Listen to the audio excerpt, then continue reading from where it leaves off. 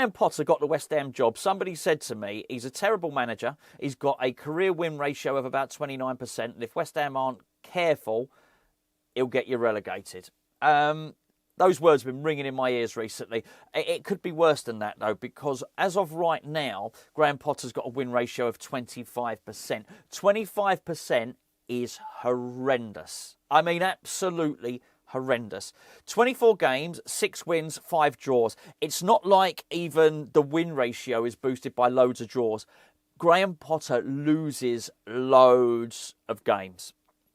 As things stand at the moment, the 25% win ratio, particularly with the number of draws he gets us relegated, particularly in what looks like it's going to be quite a competitive league down there. It's quite interesting, actually. Trying to compare him to some of the other managers is not an easy thing to do, by the way.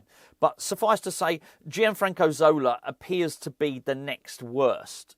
And this is not easy to do with statistics for reasons I'll explain in a second. Gianfranco Zola was 28%. Actually, the difference between 25 and 28 is possibly enough sometimes to keep you up.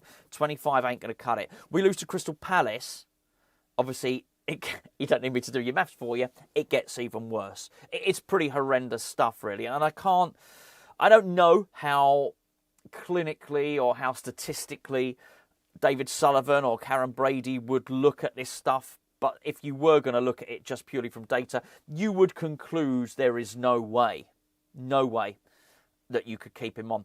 Julen Lopetegui managed us for 22 games and was considerably better statistically. I don't want to deal with this with any sort of sensationalistic drama or hyperbole. I just want to really try and speak the facts about Graham Potter and why he is quite possibly our worst ever manager. Now, a lot of people will say, well, hold on, you need a bigger barometer of time. You need a bigger cross-section. You don't get it. You don't get that these days. I'm afraid you just don't. When Potter first came in, people said, well, he needs to have his own players. Judge him when he gets his own players. I think we've now had 2 transfer windows. So he came in at the start of January. So he had January and he's just had the summer. A lot of people say, well, he still hasn't got his team. I'll tell you now, he doesn't have another 2 transfer windows. West Ham cannot keep going at a win percentage of 25%. Now, some people would say, well, hold on, he's going to pick that up. I've not seen any evidence for it. That's the truth of the matter. It doesn't look like that's going to be the case. And if you look at our next run of fixtures, fair play. If you think we're going to win more than 1 in 4 of those fixtures, then you're probably more optimistic than I am. But it looks from the eye test like we won't, and statistics suggest we won't as well. That keeps us firmly at the bottom.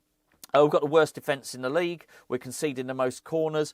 Last season, after Graham Potter took over, we were creating the least chances in the league, the least shots on target, the least XG. This, almost by any metric, is appalling stuff.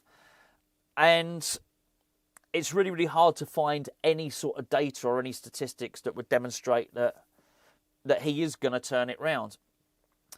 It's always difficult to look at the stats with regard to points per game because, as I'm sure you know, in the 80s, in 1981, the game stopped giving 2 points for a win, started giving 3 points for a win. So it's pretty pointless comparing Graham Potter with somebody that came before 1981. It's just pointless. So you've got to really look at win percentages, and he's worse than all of them. He's considerably worse than Glenn Roeder, for instance. He's worse than Avram Grant.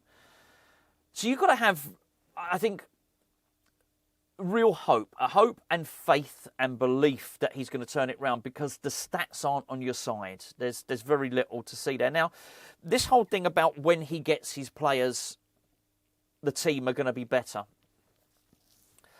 There's not an awful lot of evidence to suggest that Graham Potter's even going to play his players.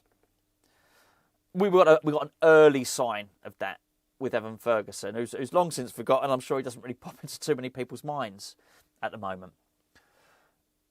But he pushed for him, didn't use him. But as we now know, he's not great with strikers. He really isn't. it's very, very difficult to believe that that's suddenly going to kick into place and he's suddenly going to get the striker situation right. It's why I've been saying for the last few days, last 2 or 3 days, I think Crystal Palace not only is vitally important for West Ham, that's a gimme, right? I'm not telling you anything you don't know. I just think, from Graham Potter's point of view, I just think he's gone if he loses. I do believe that there's going to be, well, I do believe there are going to be protests before the game, but I believe that the media, mainstream media, are going to pick up on the protests, the Hammers United protests, across Hammers protests before the game. They're going to pick up on that. The cameras will be on it. Last thing that the West Ham board needs is a loss to Crystal Palace. I think the double whammy of that, they won't take it. I think Potter's gone. I think that's just the case. So it's incredibly important for him. So whatever Graham Potter had in mind for the long term, he needs to start implementing it now. Whatever he thought his players, that eventually he would get to this stage, he's not. He almost seems to be operating on a different time frame. He's operating as people call him a project manager. You don't get it anymore. Look, do we wish that there was the good old days of football? Yeah, absolutely. Do we wish that things were different? Yeah, okay, you can say that as well, and you can wish for that. But at some point, you have to ground yourself in the reality of now, and that is things aren't different. Things are as they are now. And the demands on a modern manager, being a head coach, being a manager has changed. You've got to be quicker at the job now. I mean, it's not the only job in the world that you've got to be quicker than you used to be. That's just the way things are. Project manager, not sure you're getting the time anymore. We've already seen the youth thing go out the window. So he said when he first came in that he was going to respect the academy, he was going to use youth players. They look now like sound bites. They look like a man who was saying what we wanted to hear at the time. I don't see any real inclination that he's going to do that. The whole thing about getting his own players, and I don't really see that that's going to happen. He seems to be doing the same old stuff. In fact, there is a man that doesn't seem to want to change at all. Before I just go into more detail about that change, can I please point you in the direction of Hammers Chat's Patreon? Hammers Chat Patreon is the best way that you guys can support Hammers Chat and allow us to keep updating on a daily basis. Both YouTube channels, populating both YouTube channels. A lot of people say, hold on, we don't need to join Patreon because we get enough YouTube stuff. Well, I don't know why I said stuff. Stuff. I meant Sean Connery then. The reason that we're able to do it is because of Patreon. We appreciate everybody watching the adverts. We appreciate everybody interacting with our sponsors like the wonderful ETC Sports, who of course are wonderful West Ham fans themselves. But the best way you can support us is by clicking on our Patreon page. It's basically like a third Hammers Chat channel. Loads of additional content, loads of additional videos. We think if you go and look, you probably like it. But if you don't, you can just cancel. In fact, even better than that, we've got a 7-day free trial. Go and have a look. If you like it, then just carry on doing it. Or you can just go for our bottom tier, which is only £3.60 a month. I know money's tight. I know times are hard. We like to think it's decent enough value over there. We've got a lot of stuff. Go and check it out. Lots of competitions. We'd certainly really, really appreciate it. So thank you for all your support. In terms of learning your lessons, in terms of Graham Potter, his comments were a worry. I mentioned him yesterday that he felt that before we conceded when Sarr scored his header, he thought we had defended the previous 10 corners or whatever it was very well.